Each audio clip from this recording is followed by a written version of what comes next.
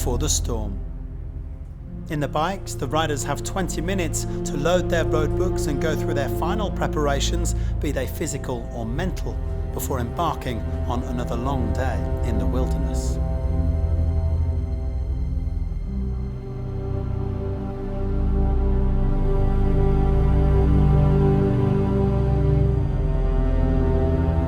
Sadly, there was another high-profile withdrawal today, even before the stage started.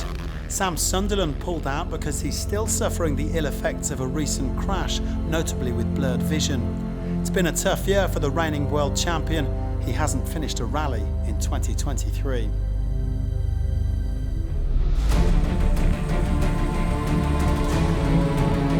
It was a better day for Matthias Walkner.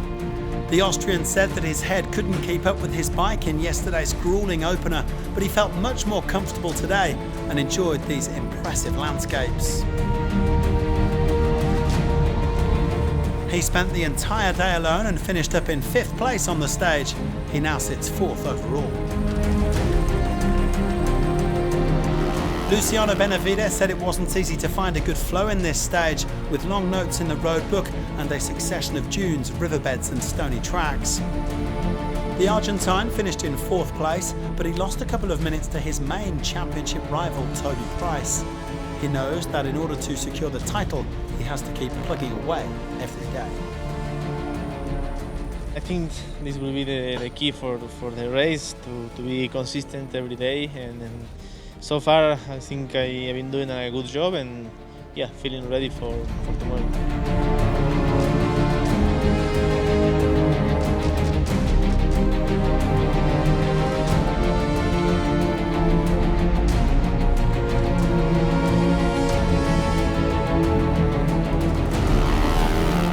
The Honda factory riders have already had plenty of ups and downs at this rally, but it was a solid outing for Nacho Cornejo.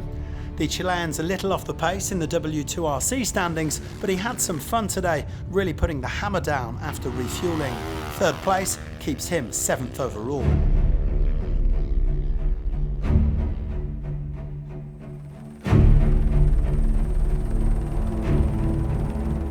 Toby Price has shown his resilience on many occasions in the past, and the Australian is still battling a throat injury as he tries to overhaul Benavides in the World Championship.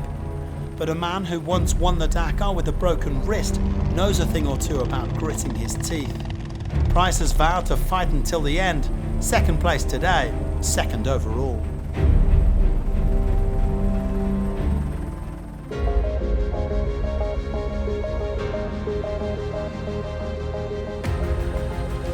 The stage honours went to Tosha Sharena, who already impressed with victory in the opening prologue. The Spaniard lost almost 20 minutes yesterday when he missed a late waypoint, so he was determined to push from the start and make up some of that deficit.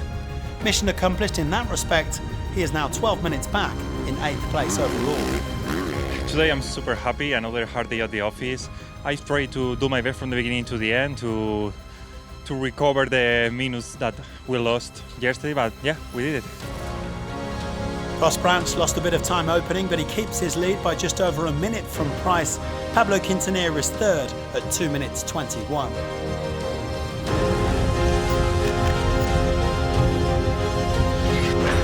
Manuel Andújar has picked up where he left off in the quads.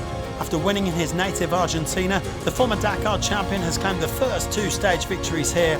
He said today was amazing, especially the dunes, and he's relishing the battle with big guns like Alexandre Giroux and Leisvidas Kancias.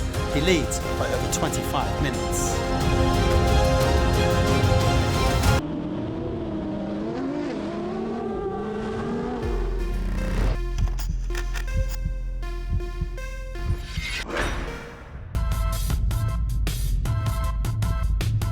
Ford are set to make their comeback as a factory team at Dakar 2024, and they have enlisted the services of Spanish legend Nani Roma, who is back in action after recovering from cancer. Under the M Sports NWM Ford banner, they are in Morocco to test and to learn, and in spite of his recent illness, Roma remains a fierce competitor. He is currently 11th overall. Speaking of rally raid legends, Stefan Petterhansel had a solid day in his Audi. Mr. Dakar did make one navigation mistake, saying it was his fault and not his co-driver Edouard Boulanger's, but they still came home inside the top 5. They have made some changes to the suspension as they continue to work on the car and build confidence for the Dakar. Most of the drivers seem to agree that today was a more pleasant day than yesterday and there wasn't quite so much dust. Yazid Al-Rallye was just over 3 minutes off the pace in 4th. The Saudi is on course to take 2nd place in the World Championship after another consistent season. He remains 2nd overall. Sebastian Loeb tried to push today but spent the entire stage alone. He didn't quite have the pace to catch Al-Rallye or Nasser al-Attiyah. The Frenchman also lost turbo pressure after 200k when he broke the exhaust, and that meant the BRX Hunter was a bit slower and much hotter in the final part of the stage. 3rd on the day, he's only 2 seconds off the overall podium. Carlos Sainz had another good stage with no major problems and consistent pace. The Spaniard is just trying to get it to speed here in Morocco in his own words, although he and Lucas Cruz would love to take a stage victory if they can. Sainz admitted that al-Attiyah is currently a shade ahead of the rest, but he's only 6 minutes back in 3rd place.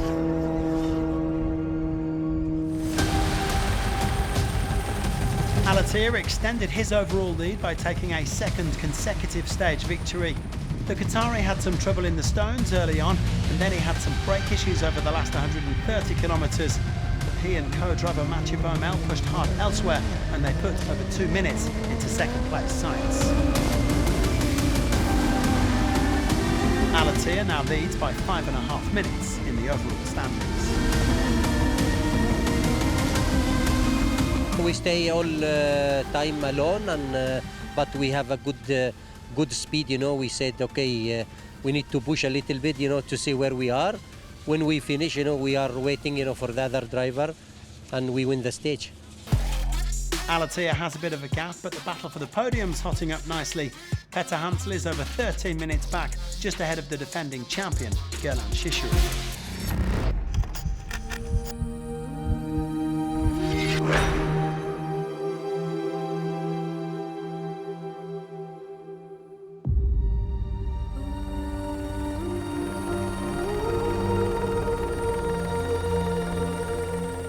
Eric Goxal's dream start to life in the T3s came undone on this 2nd stage.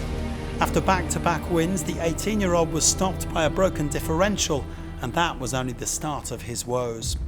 After grinding to a halt for a 2nd time, he was forced to wait for the service truck, and it would be a long wait indeed. Goxal dropping out of overall contention.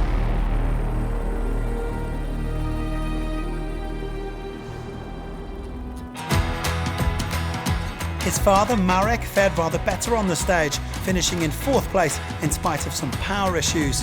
Goxal Sr. now sits 3rd overall.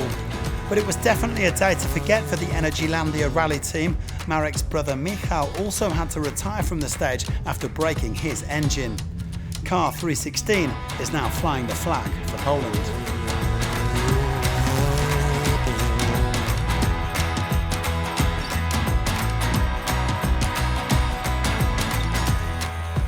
In 3rd place today was Seth Quintero, our new overall leader, although he would have liked to pick up a little bit more time.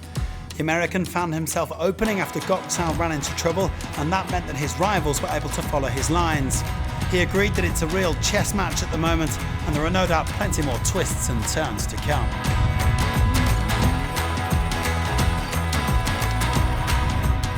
After getting a sense of how high the pace was yesterday, Austin Jones decided to push a bit harder today, and that paid off as he finished in P2. The American praised his co-driver Gustavo Gugelmin, saying the Brazilian was on it. They had no navigation problems or punctures.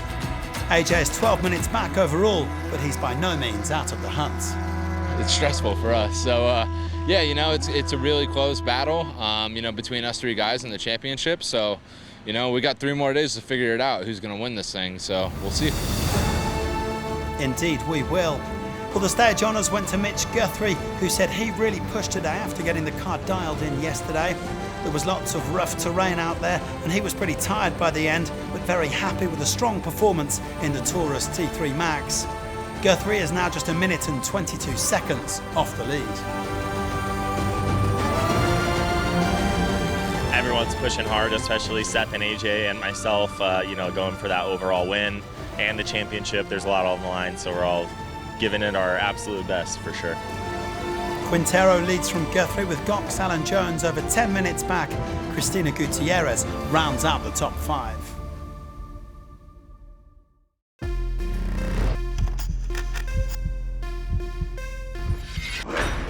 Sebastian Guayasamín had a good day in the T4s.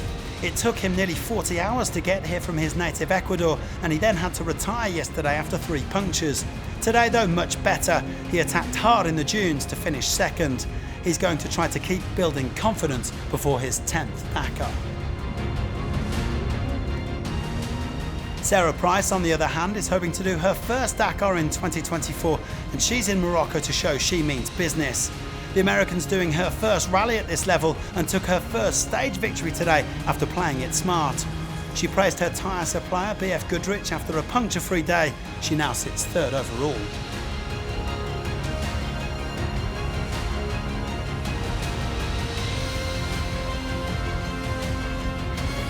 I'm beyond excited because this is something I've worked very hard for to get here. So this is my road to Dakar, and I'm just trying to make it happen. I've just got to keep it together and keep learning and keep hopefully the results coming our way from doing that.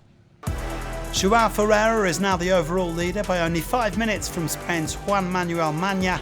William Grard and Edouard Pons round out the top 5.